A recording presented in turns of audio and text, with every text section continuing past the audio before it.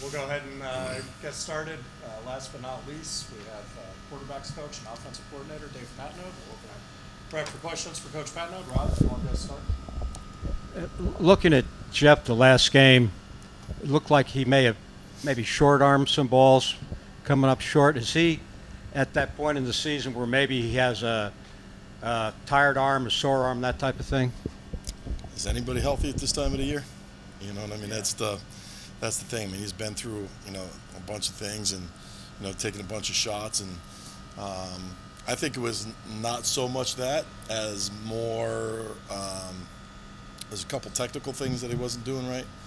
I don't think he really was transferring his weight well, and the positive thing was he went to the right spot on every play. And he missed some throws, And I think by Jeff Sims' level, it wasn't his best game, And we talked about that. And he and I had that conversation on Sunday because he's put the bar so lofty, with some of the things that he's been able to do. And so, when you have open targets, you got to make the throws. There's going to be some times that there's going to be guys around you. You get forced off of things. But if you get a solid look at a throw, you got to make it. And it was very simple conversation. He watched it, we watched it, and he was like, yeah, that wasn't good. So if you put that performance up against 95% of the performances in the country, it's pretty good. But by his standard, probably wasn't the best, that he's played. So you got to address, what that was, how it was. And then when you look at the tape, he made 4 throws that there's only a handful of guys in the country that can make. Did a great job of dropping the ball off, stood in the pocket, played with great presence. So there was a lot of maturity there, but ultimately, if you got a wide open throw, you got to stick it on a dude. And he missed a few that uncharacteristically he doesn't miss. I think Saturday, for maybe 2 series, you had your starting offensive line for the first time probably since early in the season. And then obviously by the end you have Weston and Paula and Will inside, not what you would probably drop on paper against that defense.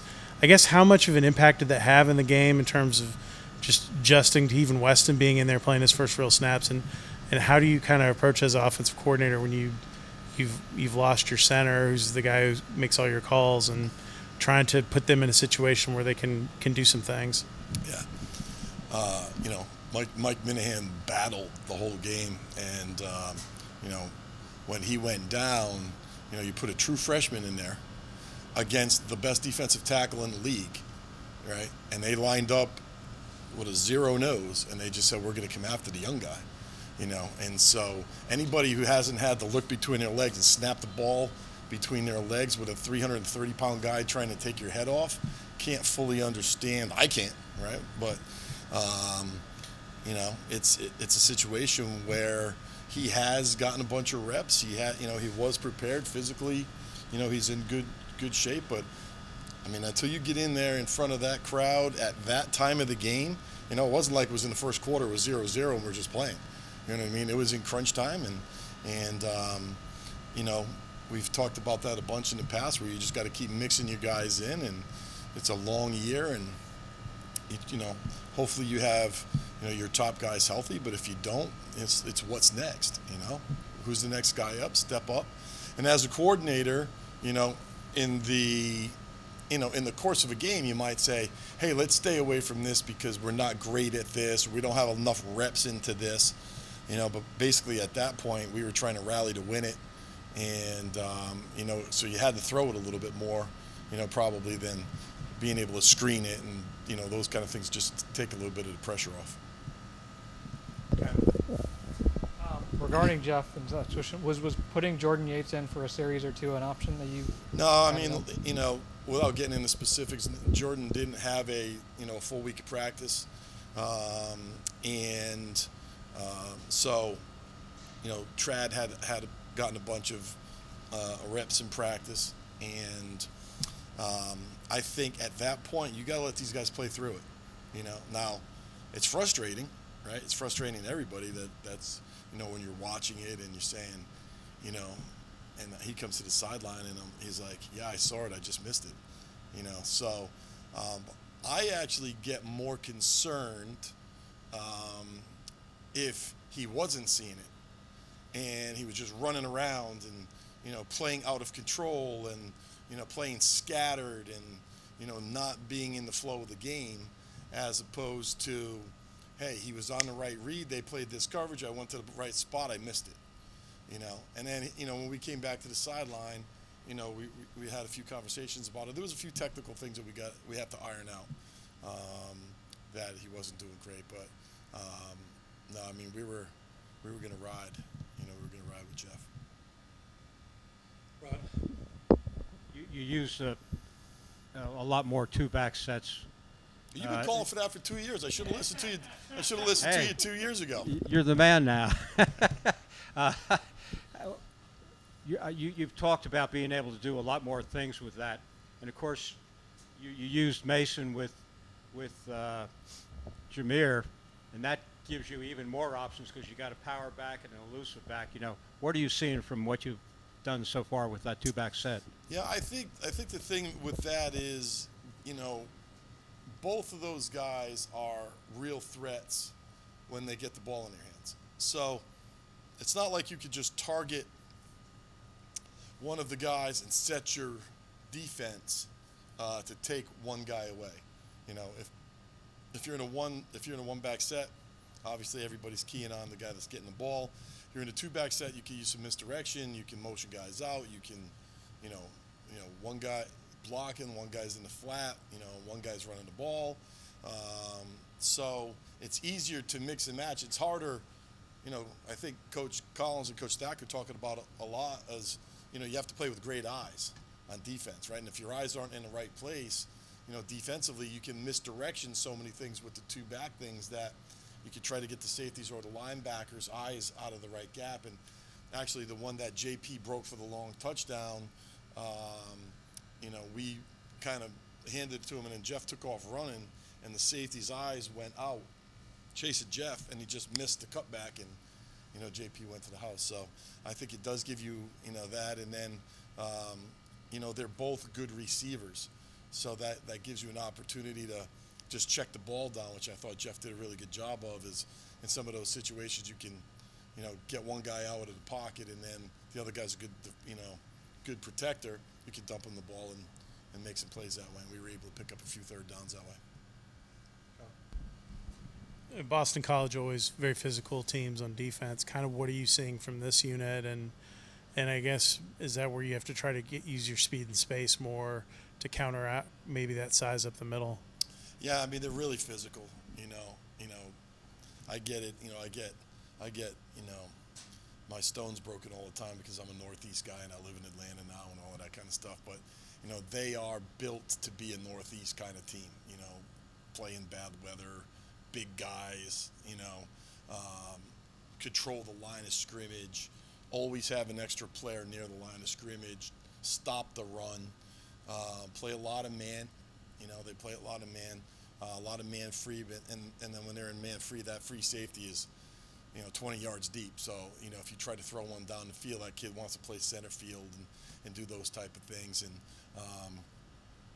they are, they're going to come after you. You know what I mean? They're going to, bring the safety down, blitz the safety, bring the guy off the field edge, mix it up, and then try to be stout and two-gap you inside. They play a little bit of a tilt nose where you can't really get a great double team on him because he shimmies around guys on the double teams and that type of thing. Whereas Miami was just, electric athlete. These guys are solid, stone you inside. So yeah, I mean you have to have ways to get the ball on the edge against them, and but ultimately you have to be able to run the ball in between the tackles, and that's really what we were practicing a lot today. Have time for a couple more. It's funny, like you were talking before last week about third downs, and it seemed like actually of the struggles Jeff had, he did really well on third and long. But what I want to get at was I think there were 5 3-and-outs, and I'm curious, like, do you see commonalities in terms of when that's happening? Obviously you're not getting enough on second or whatever it is, but what can you try to do to improve that? Yeah, you can't play behind the sticks, right? So there's a couple of those situations where, even like we got the ball in the 45-yard line, we got the ball turned over, we tried to run a screen, the kid slid off the block, we tried to throw the screen, Jeff gets the ball stripped, fortunately we recover it, right? So now you're 2nd and 100, and in that situation we ran a play and we got a big chunk back to get us to that, right? But you can't live in 3rd and long. And, now for us, we've been better in 3rd and long than we have been in 3rd and medium, so maybe we should just air it out every play. But it's difficult to do that.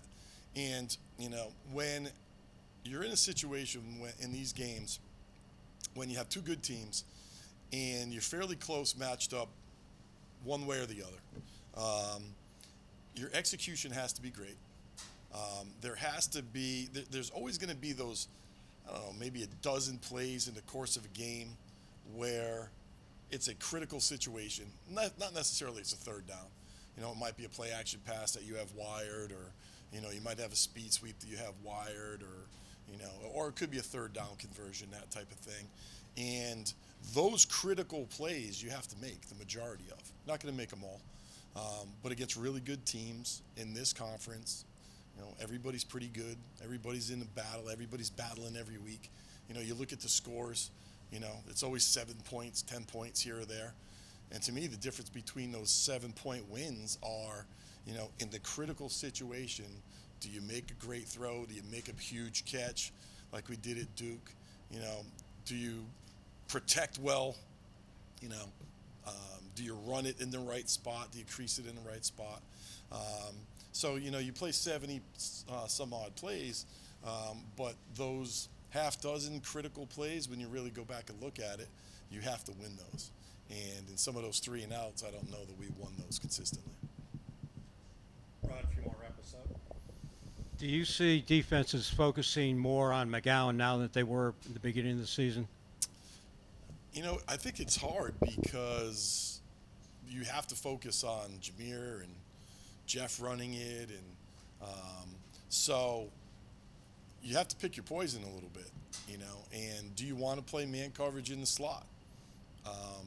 And these guys, they play cover 1, so you can get those opportunities. We said the same thing about Miami, a week ago, and they played very little cover 1. So sometimes you're looking at the tape and you're saying, okay, well, what is their MO? Who are they? What's their DNA? And Boston College is a man-free team, but if you go in and you say, if we play that kid man-to-man, I don't like my chances. Or if we play man coverage and Jeff Sims gets out of the pocket, he's going to run for 60. Or if we break one run with Jameer, there's nobody fitting back in, So you have to pick your poison, And I think the defenses, they've done a good job of mixing it up. They did a good job last week, and they've given you some different looks. If you stay in those certain looks, I think we'll try to find, Kyrick or Nate or, even the outside guys when you're in one-on-one situations. So, hopefully, schematically, that's what you're presenting, right? You're saying, okay, you have to stop this, and if you do this, we could throw it here, and hopefully you're explosive enough and you execute and you do the things that you need to do when those plays are called, So I think it's just a matter of, week to week how they want to try to play. Anything else? All right, thanks, Coach. Thanks, guys. Appreciate it.